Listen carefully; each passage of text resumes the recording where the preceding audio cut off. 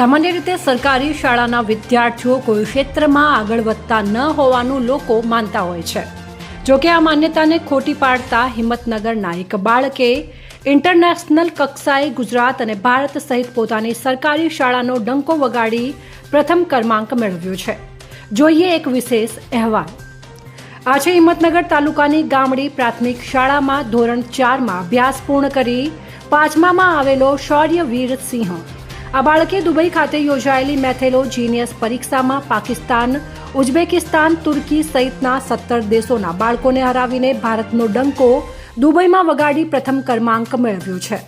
ગણિતના દાખલા ગણવાની સ્પર્ધામાં 150 દાખલા તેણે 5.5 મિનિટમાં પૂર્ણ કરી પ્રથમ ઇનામ પોતાના અને પોતાના દેશના નામે કર્યું છે। ગામડી પ્રાથમિક શાળામાં પોતાની માતા સાથે ભણતા શૌર્યવીર સિંહ રાણાને ગણિતમાં વધુ રસ હતો, તે માટે તેને હિંમતનગર ખાતે એક ક્લાસીસમાં પણ મૂકવામાં આવ્યો હતો, જેમાં માત્ર 1 વર્ષમાં તેણે નાગપુર ખાતે નેશનલ, વિસનગર ખાતે ઝોનલ અને સૌથી કઠિન ગણાતી લિમ્કા અબાકસ મેથેલો જીનિયસ સ્પર્ધા જે દુબઈ ખાતે યોજાઈ હતી તેમાં સેકન્ડ લેવલમાં પ્રથમ ક્રમાંક મેળવ્યો છે। એક તબક્કે ત્યાં આવેલા 500થી વધુ બાળકોને જોઈને તેના માતા પિતા હિંમત હાર્યા હતા, પરંતુ આ બાળકે તે તમામ બાળકોને હરાવીને પ્રથમ ક્રમાંક મેળવતા તેના માતા પિતા સાથે તેના મિત્રો પણ ગૌરવની લાગણી અનુભવી રહ્યા છે। ખાનગી શાળાઓ ભલે બહારથી જાકમજાળ કરતી હોય, પરંતુ ખરું શિક્ષણ ગામડી પ્રાથમિક શાળા જેવી સરકારી શાળાઓમાં મળી રહે છે, અને આ વાત શૌર્યવીર સિંહ રાણાએ દુબઈ જઈને સાબિત કરી આપી છે। સાબરકાંઠા ન્યૂઝ 24ને સબસ્ક્રાઇબ કરી લાઇક કરવાનું ભૂલશો નહીં, જેથી આવનારા સમયમાં ઝડપથી આપના સુધી સમાચાર પ્રાપ્ત થઈ શકે।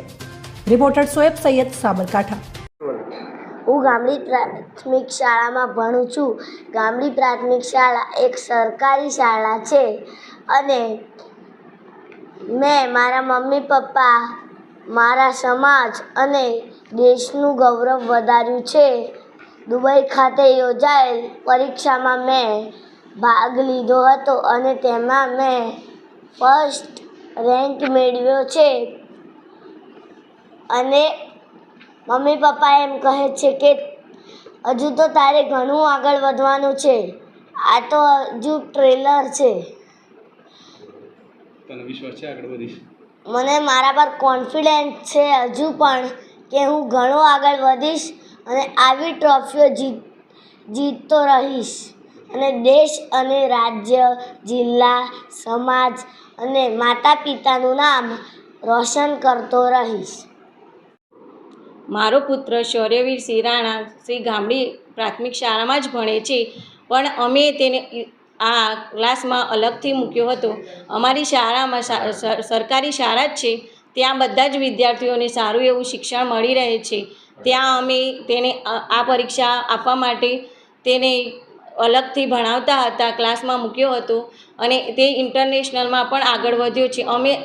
અમને ખ્યાલ પણ ન હતો કે સરકારી શાળાનું છોકરું પણ આટલું આગળ વધી શકે છે, જે અમે ખૂબ જ ગર્વની લાગણી અનુભવીએ છીએ। અને લિમ્કો અબાકસની હિંમતનગર ખાતેની બ્રાન્ચમાં ગયા જૂન 2024માં શરૂઆતમાં મૂકેલો હતો। ત્યારબાદ નવેમ્બર માસ 2024ની અંદર નાગપુર ખાતે રાષ્ટ્રીય કક્ષાની સ્પર્ધા યોજાયેલી। એની અંદર 8 મિનિટમાં 200 સમ કરવાના હતા, જેમાં 178 સમ 8 મિનિટમાં કર્યા હતા અને એની અંદર એણે ફર્સ્ટ પ્રાઇઝ જીતેલું હતું। ત્યારબાદ વિસનગર ખાતે 11 જાન્યુઆરી 2025માં વિસનગર ખાતે ઝોન કક્ષાની સ્પર્ધા યોજાઈ, તેની અંદર પણ તેણે ચેમ્પિયન તરીકેની ટ્રોફી જીતેલી છે। ત્યારબાદ એમના જે લિમ્કોસ અબાકસના જે એમના ટીચર છે ચિરાગ સર, એમના દ્વારા જાણવા મળ્યું કે આંતરરાષ્ટ્રીય કક્ષાની સ્પર્ધા દુબઈ ખાતે યોજાવાની છે, તો એમાં પાર્ટિસિપેટ કરો તો ઘણું સારું રહેશે।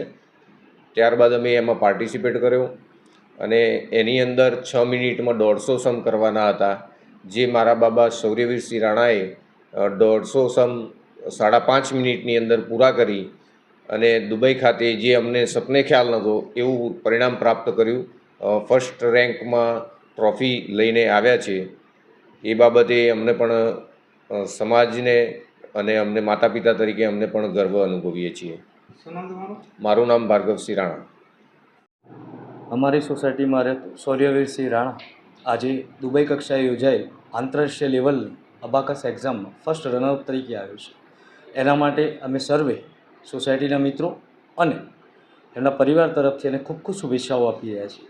બાળકો આજે આપણે સાંભળતા હોઈએ છીએ તાલુકા કક્ષાએ, જિલ્લા કક્ષાએ અગ્રક્રમે આવતા હોય છે. જ્યારે અમારો આ બાળક, અમારો મિત્ર, અમારો લાડકવાયો જે આંતરરાષ્ટ્રીય કક્ષાએ અમારા સોસાયટીનું, મા બાપનું, એના વતનનું, ગામનું, સ્કૂલનું દરેકનું નામ રોશન કર્યું છે. આગળ પણ આ પ્રગતિ કરે અમે એને શુભેચ્છા આપીએ છીએ. આનાથી અન્ય બાળકો પણ પ્રેરણા લે અને રાજ્ય, આંતરરાજ્ય, રાષ્ટ્રીય અને આંતરરાષ્ટ્રીય ખ્યાતિ મેળવી દેશનું નામ રોશન કરે, સમાજનું નામ રોશન કરે. જય.